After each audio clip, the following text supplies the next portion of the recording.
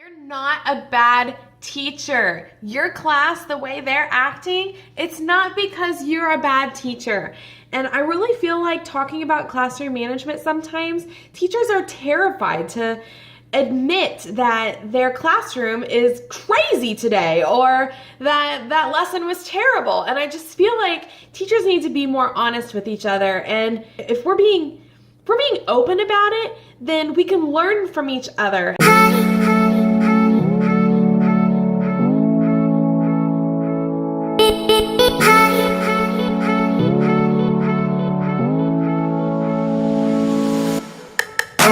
And I'm really hoping that this video is going to do that with somebody today, because I had problems last year with my class, and I know it's me, and I know that it was something else that I needed to be doing for my class, for me to be more a successful teacher. It wasn't terrible, but I felt like there was a missing puzzle piece. And when I read this book, I can't say that it was the missing puzzle piece until I really try it out in my classroom next year.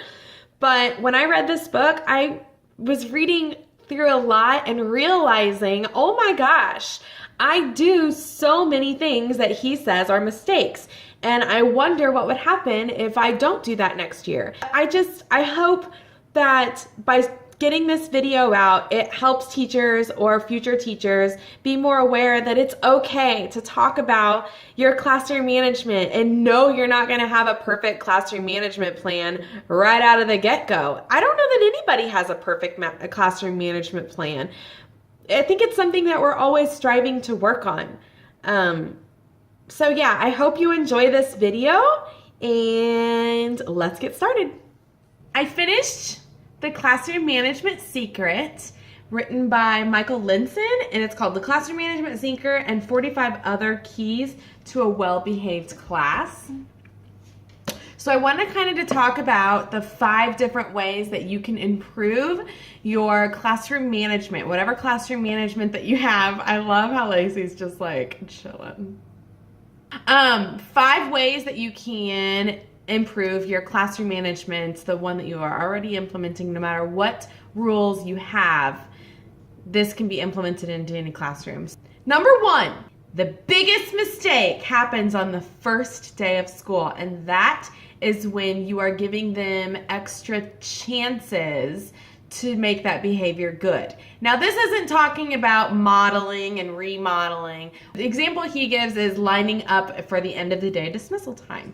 They lined up horribly, and we had lined up great all day long. And at the end of the day, they lined up horribly. They got out of the class on the wrong foot. And you didn't say anything about it because you're tired and what other, excuses that you may have. That would be my excuse. He's saying don't do that. Don't hold back. Make a rule. If lining up is an awesome rule for you, then you need to make that a rule, and you need to make sure that they do that rule as best as you want it to be. Perfect. Every single time. Now, again, he wasn't really pinpointing the primary or anybody. This book is for all grade levels.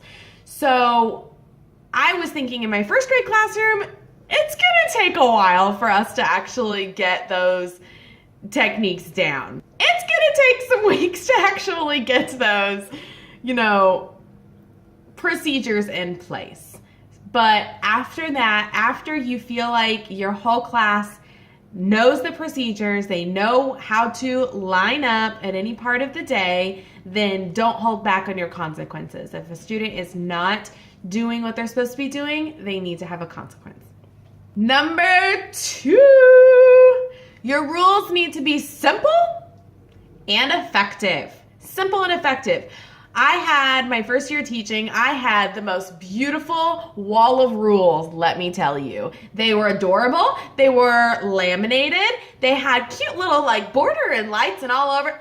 I couldn't tell you what my rules were if a fly on the wall ask me. I don't know what that means, but it sounds like a great. And that meant there were too many of them. There were too many of them for me to implement in my own classroom. And if I don't remember my rules, those kids aren't going to remember the rules.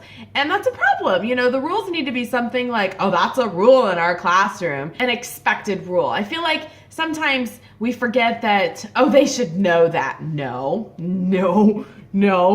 We need to have rules in place, and we need to make sure that our kids know our rules and know the consequence that goes with that rule. So I feel like there always needs to be a consequence to go with that rule. So in our school, we have a PBIS school, and I have 3 rules in my classrooms. Safe, be respectful, and be responsible. And I feel like a lot of the things, there's a lot that goes into those 3, but that's how it should be. It should be 3 very simple rules, or 4, or I wouldn't go any more than 4, at least for first graders, because they won't remember. They won't remember it. But then if you only have 3 rules, you can ask that student, are you being safe? Or if they're talking in line, are you being respectful?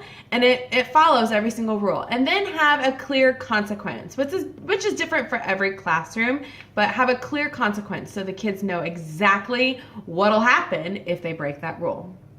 Number 3, if your students know the consequences from your simple and effective rules and consequences chart, then they know what the consequences are if they break a rule. So, rule number 3, your students decide to make choices, not you, which means your students will decide to make the consequence and not you. So even though you made those rules, they know what the consequence is. So if they pull a bad behavior, then they know what the consequence is going to be. So say Johnny pushed poor little Susie on the ground. Susie comes up crying, said, Miss Lacer, Johnny pushed me and I'm hurt in my heart and on my elbow. I'm not joking. There was one kid last year that I had that said, they hurt my heart. I almost laughed. It was so funny. I go over to Johnny and I say, what's rule number 1? And he says, be safe. All you really need to do is look at Johnny and ask Johnny, well, what should we do about this? What is our consequence? And he's going to say the consequence, and he says, well, I know, Miss Lacer, I know what the consequence is. And then he's going to go off and do the consequence, whether it be timeout, whether it be loss of a dojo point, whether it be walking at recess, whatever your consequence may be, calling home. They know what the consequence is. And he's saying in this book, if they know what, the lighting's bad, sorry. If they know what their consequence is, then they're mostly not going to argue with you, which a lot of kids can argue with you if they're really not unsure, or if you are not unsure about what the consequence should be. So clear-cut consequences will allow your students to make decisions a lot better. Number 4, no more reminders. No more. I am so guilty of this. It is unreal. Because they're my little baby 6 and 7-year-olds, and I feel like they should be reminded. But there's a time where reminders turn into like pre-warnings. Like, oh, you're going to get a pre-warning for that. No talking in the hallway, because remember, you're going to get a warning. Oh, no talking. Like, who does that? If they're talking in the hallway or breaking a rule, they need to have that consequence. And that's something that I really struggle with. But it shows, he explains in the book, that if you do that, then it breaks your promise, really, of your consequence. And it shows the kids that they can have leeway. That's where a lot of the arguments come when kids think that they have leeway in your classroom management system. So making sure no matter who they are, or whether they get in trouble or not, if they do break a rule, then they have to have the same consequence as everybody else. And number 5, no micromanaging. I am a full-blown OCD teacher, and I like things done correctly. Let me tell you, that is broken. My first graders have broken that aspect of me. I have to trust that my teaching is on point, to where they don't need me to micromanage. They don't need me to walk around the classroom and make sure that they're doing exactly what they're doing. Let them make mistakes. That's totally fine. Obviously, there's going to be specific situations where, you know, if Johnny is throwing chairs across the room, true story for another time, then obviously you need to go and address that situation. But as chit-chatting goes, or if you think that somebody's being off topic, or if they're, you know, not doing exactly the way you want it to be done, if it was in math and they're not doing it correctly, that's okay. Don't stop them from their learning.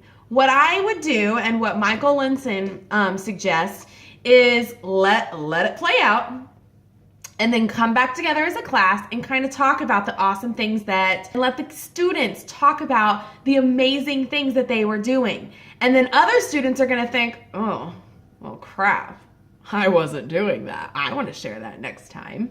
Or, oh, well, I didn't do that correctly, Miss Lacer. I did this.